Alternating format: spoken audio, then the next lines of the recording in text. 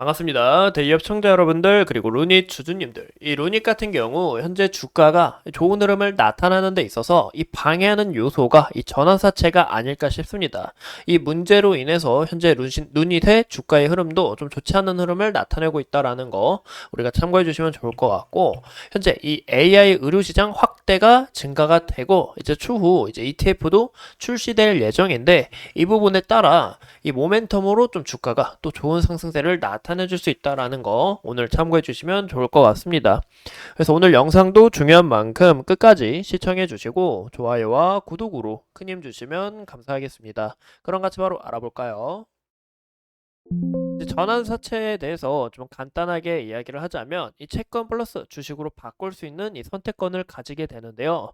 기업이 처음에 발행할 때는 이제 보통의 회사채와는 똑같지만 일정 기간이 지나서 이 전환권 발동을 외치게 된다 하면, 투자자가 원할 때 이 채권을 주식으로 바꿔서 주가 상승에 따른 이 차익을 볼 수 있습니다.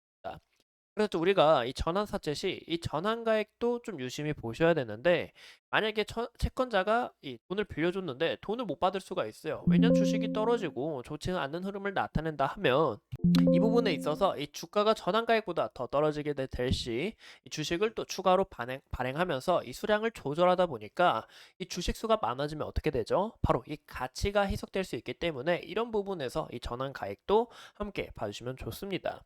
이 루닛 같은 경우 현재 전환가액이 보시는 것처럼 54,892원이고, 이제 최저는 아직 저기 안 나와 있는데, 최저 같은 경우는 이 38,425원으로 425원으로 명시가 되어 있고요.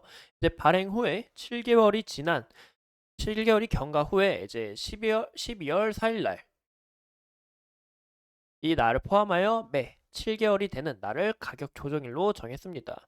근데 무엇보다 현재 루닛이 왜 전환사채를 했는지도 좀 우리가 유심히 보셔야 된다라고 생각해요. 이 루닛 같은 경우 전환사채 발행을 이제 두 건이나 냈는데, 그 이유가 바로 뉴질랜드의 의료 AI 기업인 이 보팔라를 인수를 하기 위해서 1666억, 찜 5억과 이제 운영 자금을 위해서 50억을 발행했다라고 봐주시면 좋을 것 같습니다. 루닛이 현재 이 부분에 있어서 주가의 흐름을 좀 저조한 이유가 바로, 루닛 같은 경우 작년 여름에 유상증자를 했고 그 다음에 무상증자를 한 모습을 우리가 확인해 볼 수가 있어요. 이 추가적으로 자금 조달을 진행을 하였고, 이때 당시 이제 무상증자, 유상증자를 통한 다음에 이제 주주 권리 보호를 위해서 이번 자금 조달이 이제 마지막이다라고 좀 이야기가 나왔지만, 1년도 되지 않아서 전환사채를 발행하면서 이 부분에 있어서 투자자들의 이 신뢰도가 크게 하락이 되었고, 이 전환사채도 투자자들이 고스란히 지는 이 구조에 있다 보니까 현재 좋지 않은 흐름을 나타내줬다라는 것을 참고해 주시면 좋을 것 같습니다. 그러면 앞으로 이 주가 상승에 있어서 어떤 이슈를 우리가 좀 바라보시는 게 좋냐? 바로 현재 이 AI에 대한 집중과 그리고 이 바이오에 대해서 이 사람들의 관심이 크게 많아졌습니다. 보시는 것처럼 이 AI로 질병을 진단하고 신약 개발을 활용하는 데 있어서 이 효율화를 극대화할 수 있을 것 같다라는 이런 기대감과, 현재 이 바이오 AI 시장은 차세대 먹거리로 주목을 받고 있는 만큼, 이 블룸버그 통신에 따르면 이 빅테크를 비롯해서 제약회사와 이 벤처 캐피털이 지난 10년간 바이오 AI 시장에 쏟아부은 이 돈만 80억 달러 이상인 것을 우리가 확인해 볼 수가 있습니다. 이런 부분에 있어서 이 AI가 성장함에 따라 이 바이오도 함께 성장할 수 있다라는 기대감이 이 루닛에게도 뭐 실질적으로 와닿는 것은 뭐 추가적인 공시나 이런 이슈가 좀 떠야 되지만, 이 AI에 대한 집중도가 커지게 된다 하면 루닛에 대한 이 주가의 흐름에 있어서도 이 기대감이 반영될 수 있다라는 것을 참고해 주시면 좋을 것 같아요. 그리고 추가적으로 우리가 어떤 이슈를 볼 수 있냐? 바로 진단서 신약까지 AI 의료를 성장한다. 혁신 K-바이오 담은 ETF를 출시한다라고 했는데, 이 AI 바이오에 대한 이 성장세가 굉장히 기대가 되고 앞으로의 전망치도 또 밝다 보니까, 이 글로벌 AI 바이오테크와 제약시장 규모로 봤을 때 2034년까지 131억 달러, 그리고 연간 평균 성장률이 2023년부터 34년까지 18.8%로 성장할 것을 전망하고 있습니다. 이런 부분에 따라 현재 ETF, 이 묶음 상품으로 만들어졌고 수급적인 부분에서 좀 긍정적인 모멘텀이 작용될 수 있다는 것을 우리가 참고하시는 게 좋을 것 같아요. 이런 부분에서 좀 추가적인 호재가 반영될 수 있다라는 것을 우리가 알았고, 제가 다음 시간에는 이 루닛이 이번 아스코에서 어떤 파이프라인을 공개하는지 이런 내용 같이 함께 알아가면서 이 루닛의 성장색을 함께 눈여겨보시도록 하겠습니다. 그러면 이 루닛 같은 경우 현재 차트를 봤을 때 보시는 것처럼 지속적인 이 하락 추세에서 어느 정도 좀 반등이 나오고 있다라는 것을 좀 눈여겨볼 수가 있는데요. 이제 이 부분에 있어서 확실히 바닥을 잡았다라는 것을 좀 찾아보기는 어렵습니다.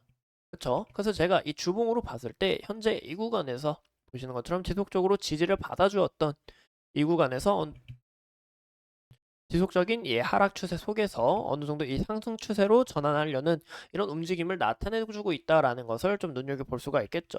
그래서 현재 주봉 기준으로 봤을 때는 이 지지 라인은 이 구간이 좀 중요해 보이지 않을까라고 생각을 하고 있고, 이 무엇보다 현재 이 구간에서 좀 주가가 서서히 올라가다가 여기서 장기 평선에서 좀 저항을 받고 주가가 다시 한 번 더 이 조정을 받은 모습을 우리가 확인해 볼 수가 있습니다.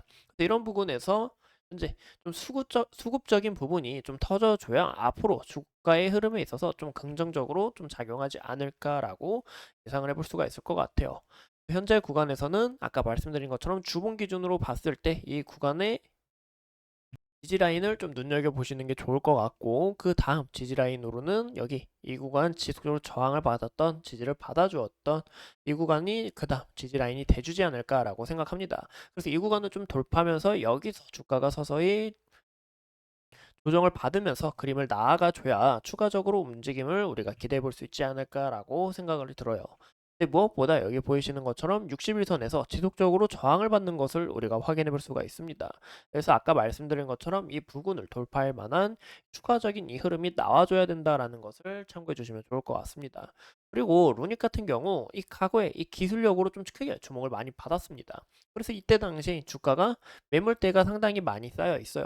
이 매물대가 많이 쌓여 있는 만큼 어느 정도 주가가 올라가는 데 있어서 이 매물을 좀 소화하고 있는 가격이라는 것도 참고할 것 같습니다.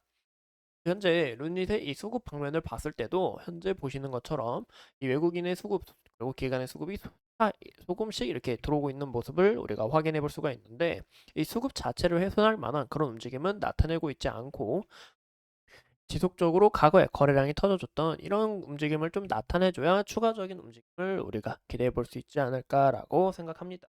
이상 이 루닛에 대해서 좀 간략하게 알아봤고, 이 다음 시간에는 이 아스코에 대한 내용을 함께 알아보면서 루닛 끝까지 파헤쳐 보도록 하겠습니다. 오늘도 소중한 시간 내서 영상 시청해 주신 점 감사합니다.